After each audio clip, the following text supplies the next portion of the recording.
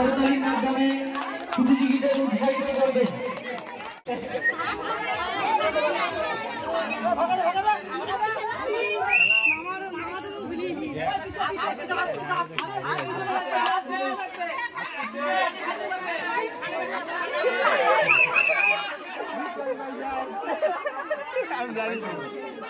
দর্শক সাধারণ উদ্দেশ্যে বলছি, আপনারা করতালির মাধ্যমে প্রতিযোগীদের উৎসাহিত করবেন।